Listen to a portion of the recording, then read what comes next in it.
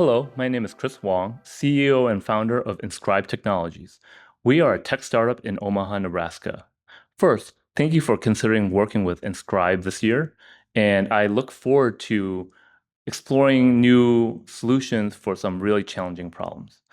What I want to propose to you is an application that we're working on to secure data and intellectual property for everyone. Right now, it's very expensive to secure your data. You either have to have a cybersecurity team, cybersecurity appliances, and it is just not really readily accessible for the average person, small business, or organization. And with all the additional threats that are out there right now, to include artificial intelligence, hackers, businesses, organizations, and creators are under serious threat. What we want to do is we want to create an application that that secures data and intellectual property for people at a very low cost and increases the ability for people to maintain control of their information. Here's the solution. With my experience in the cybersecurity industry, it comes down to two things that people should always do but never do. First, everyone should encrypt their data. However, most people don't, and most people don't have the tools to do that easily and on a regular basis. The second thing is you want to document your data. If you don't know what you have, you don't know what to secure. And the way that we're looking to do that is by encoding metadata onto an immutable blockchain. From there, if a file is encrypted and documented with cryptographic proofs, we can generate certificates of these files that can prove authors, owners, and the date of creation. This opens up a whole host of possibilities on how simple it is to secure the data and applications for it. How do we secure our data right now? Well, there's a whole host of security disciplines on the left-hand side that we look at. First, we have network security, where we put boundaries around the network, host-based security, cloud security, you have application security, physical security, and then you have a security operations center that will take a look at the threat intelligence and monitoring, incident response, manage all the identities and accesses to that data. And then you also have a CISO that will work on policies, governance, risk, and compliance, and a lot of the paperwork aspects. Whew, that's a lot. That's a lot of work. But let's see how the data is, flows in this environment. So say we have Alice. She creates a document inside the enclave. That's all great. It's secure. And then she decides to send it to Bob, who is also within the enclave. Bob is able to use that data, no big deal. But here's the flaw in the game plan. What happens when Bob needs to send it to someone else outside the organization?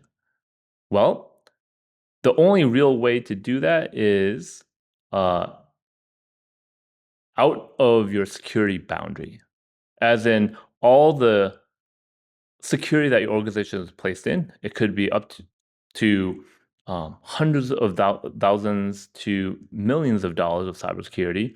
It leaves the boundary and it's no longer the problem. And now you have to trust the security of the external organization or the external security of individuals, which most don't have any.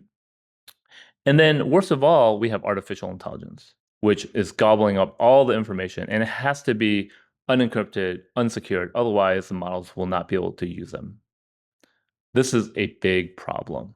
All your information, once it leaves your secure enclave, is unsecure. Artificial intelligence, I want to touch on this a little bit, is, in my opinion, the biggest vulnerability to data security and greatest theft of intellectual property in human history right now. It is everyone's data is being used for purposes outside of what is in their control. Right? Here's an example of DeepSeek AI's privacy policy, and this was a Chinese AI model that was released early this year. The use of data is to train and improve their model and monitor interaction and usage. Data sharing and storage, secure servers are located in the People's Republic of China. Is it what we really want? we have no idea where our data is flowing and is doing a lot of problems. So here's the crux of it. AI requires a lot of data. It requires your data to compete, but then at the same time, those companies are attempting to quote unquote secure your data. So which is it? Unless you host all your data, the model and the processing, your data is very likely unsecure, especially when you're using AI. And every platform has AI on it now. So let's see how we can address this. This is, again, a summary of these insights. Cybersecurity is too complicated and expensive for many small businesses and individuals. The threat from AI is not not just what it produces, but what it ingests. A user truly only owns their data if the data is encrypted and the user owns the password or keys. And lastly, I believe data should be secured at the moment of creation, not just landing on a secure enclave, but secured with a key where no one else can access it. No one outside the people who need to access it can access it. The way that we're going to do this is three steps: classify, tag, and label the data, inscribe the metadata on blockchain, and encrypt the data. Pretty simple. This is how it changes the entire scenario. So say Alice and Bob decides to send information. They'll wrap the file in encryption and then document it on blockchain, and they can send it to each other. It's secure even within its own quote unquote secure enclave. But here's where the benefit happens. When you send it to outside organizations, individuals, or let access to artificial intelligence, then you still have the file secured. Only those people can access it. And the security posture here is significantly higher. You can also use unsecure means because the cybersecurity solution follows it. Another way of explaining this is essentially a cryptographically proven, post-quantum encrypted zip file or PDF. All right. Our application has a workflow that has 4 simple steps. You create projects folders in the application. You then link the files, which will then inscribe the data on blockchain and encrypt it. And then we manage the certificates, which is how we send out the file and changing the access and the owners on the blockchain. Right. This is a couple of screenshots of the 2 parts of the application. First, we have a dashboard that manages the licenses, payments, and affiliates. And then the other is a screenshot of the application itself.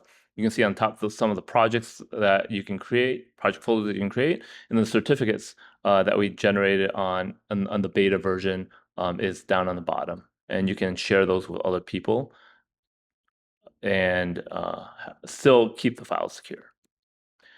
For the senior capstone project, semester 1, we're really looking to refine the desktop apps user experience for individual and small businesses.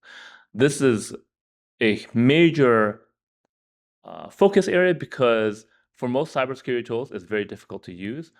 We want this as streamlined as possible. The second thing is to develop a mobile app. For semester 2, if we get beyond the mobile app and the user experience for the desktop app, what I would like to do is tackle a specific use case where we can use Inscribe certificates. This could include music apps, legal records, electronic health records, a trading card game. The world's our oyster here. What we want to do is showcase how this new file type and our application can secure data for people. This is a quick look at our tech stack. Some of the program languages, backend infrastructure that we use to run this application. The blockchain that we're using is Hyperledger Fabric, which is run by the Linux Foundation.